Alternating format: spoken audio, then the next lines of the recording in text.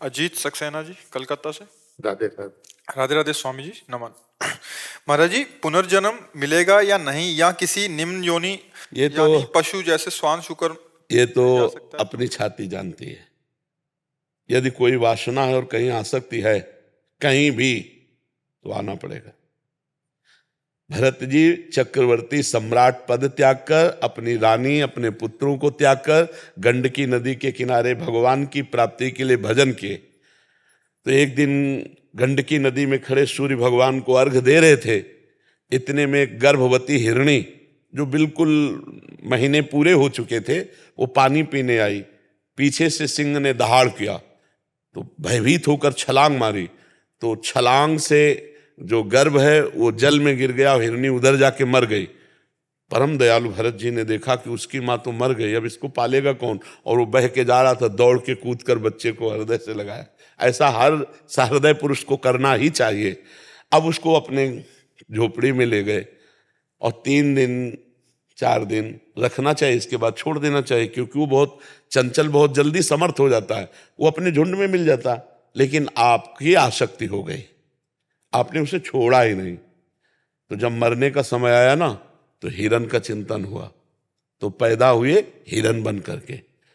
तो हमारा अगला जन्म होगा कि नहीं होगा, इसकी पहचान आपको ही होगी, किसी दूसरे को नहीं। क्योंकि यदि आपको भगवत साक्षात्कार हो गया है तो अगला जन्म खत्म। और यदि कहीं आसक्ति है, वस्तु, व्यक्ति, स्थान में, लेना देना, कहीं भी आसक्ति है, तो आना पड़ेगा, इस जगत में आना पड़ेगा। इसीलिए कबीरा खड़ा बाजार में, सबसे पूछे खैर, ना काहू से दोस्ती और ना काहू से बैर। कोई ना अपना ना कोई पराया, सब भगवत स्वरूप, सब ब्रह्म स्वरूप, तो जीवन मुक्त हो गया। और अगर कहीं भी आसक्ति है, पुरंजन की स्त्री में आसक्ति थी, अगला जन्म स्त्री का हुआ। जहां आसक्ति है वही तुम्हें होगा। जब प्रबल आसक्ति हो जाती है, जिसमें प्रबल, तो कभी कभी आप देखते हो शरीर जुड़े हुए पैदा होते हैं, ऐसे कई देखे जाते हैं। ये प्रबल आसक्ति, अंतिम समय प्रबल आसक्ति, तो मानो दोनों के दोनों एक शरीर में जुड़ करके पैदा हो जाते हैं। आसक्ति ही हमारे अगले जन्म का कारण है। अगर ये आसक्ति नष्ट हो जाए और भगवान में हो जाए तो हम मुक्त हो जाए। ये आपको देखना पड़ेगा कि आपकी आसक्ति कहीं है, आपकी कोई इच्छा है। हम लक्षण बता देते हैं। जिसको कभी नवीन भोग भोगने की इच्छा नहीं है, पुराने हुए भोगों के भोगने की तृष्णा नहीं है, जिसका कोई अपना नहीं है, कोई पराया नहीं है। जैसे मीरा जी, मेरे तो गिरधर गोपाल दूसरो, जैसे तुलसीदास जी महाराज, एक भरोसो, एक बल, एक आस विश्वास, एक राम घनश्याम हित, चातक तुलसीदास। खत्म खेल, खेल खत्म, अब जन्म नहीं होने वाला। तो ये बात आपको देखनी। नवीन भोग भोगने की इच्छा नहीं, भोगे हुए भोग को तृष्णा कहते हैं। तृष्णा नहीं, और हमारी किसी से शत्रुता नहीं, अजात शत्रु, और हमारी किसी से मित्रता नहीं, ना किसी से मित्रता, ना किसी से शत्रुता, सब में अपने भगवान का भाव और निरंतर भगवान का स्मरण। तो अब अगला जन्म नहीं होगा। महाराज जी, उसमें जो दूसरा पार्ट है कि ये जो कहते हैं शास्त्र सम्मत कि योनि में गिर भी सकते हैं, पशु योनि में भी हो सकता है, वो मतलब कुछ ऐसे कर्म बन गए जिसमें शुकर बनना पड़े या स्वान बनना पड़े, ऐसा भी संभव है? हाँ हाँ, बिल्कुल बिल्कुल बिल्कुल पक्का बन। जैसे जैसे उदाहरण में है, इतिहास से उदाहरण दिया जाता है। महाराज नहुस अपने कर्म के प्रभाव से देवराज इंद्र बने, और वहां सची के साथ गलत आचरण करने की चेष्टा का भाव आया, तो फिर अजगर की योनि को प्राप्त हो गए। सीधे देवराज इंद्र के पद से ट्रांसफर हुआ अजगर योनि में, सीधे ट्रांसफर हुआ। जैसे हमारे आचरण है वैसा हमको भी फल मिलेगा।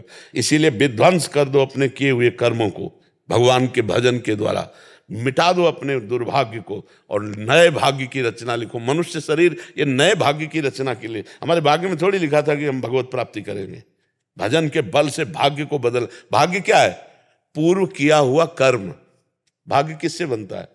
कोई देवता थोड़ी है वो, हमारा ही पूर्व का किया हुआ कर्म है।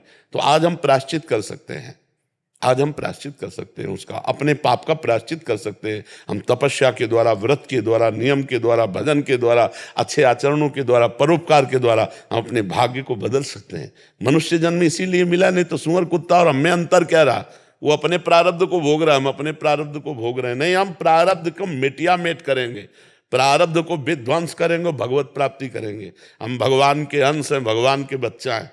तो ये ठसक रख करके खूब भजन करे तो मिट सकता है, नहीं तो फिर कुछ भी बनना पड़ सकता है, कुछ भी। जो हमारे कर्म के अनुसार होगा फिर तो मिलेगा ही ना। अब इसीलिए डरना चाहिए कि अब हम कम से कम मनुष्य बने, हे सुअर कुत्ता ना बने। कम से कम ऐसे आचरण करें। ये जो बकरा बकरी मुर्गा खाते हैं ना, ये मुर्गा ही बनेंगे अगले जन्म, और छुरी इनके भी चलेगी, पक्का समझो ये बकरा ही बनेंगे। इसीलिए अभी प्रायश्चित कर लो, बंद कर दो ये मुर्गा मुर्गी खाना, ये मांस खाना बंद कर दो, शराब पीना बंद कर दो, पराई स्त्री के साथ व्यभिचार करना बंद कर दो, तो अभी मार्ग अच्छा हो जाएगा। अभी जो गलतियां हुई क्षमापन हो सकता है, अभी आखिरी श्वास तक क्षमा का अवसर है। जैसे वकालत पूरी हो गई और जज ने उसे फांसी की सजा दे दी, अब भी एक चांस है, राष्ट्रपति है ना। तो इसीलिए भगवान ने कहा सर्वधर्मान परित्यज्य मामेकम शरणम ब्रज तो अहम त्वाम सर्व पापेभ्यो मोक्षयिष्यामि। अब भी एक चांस है, भगवान की शरण में हो जाओ, नाम जप करो, भगवान तुम्हें मुक्त कर देंगे समस्त पापों से। भगवान कह रहे अहम त्वाम सर्व पापेभ्यो मोक्षयिष्यामि मा शुचा। एकमात्र भगवान की शरण, भगवान का नाम।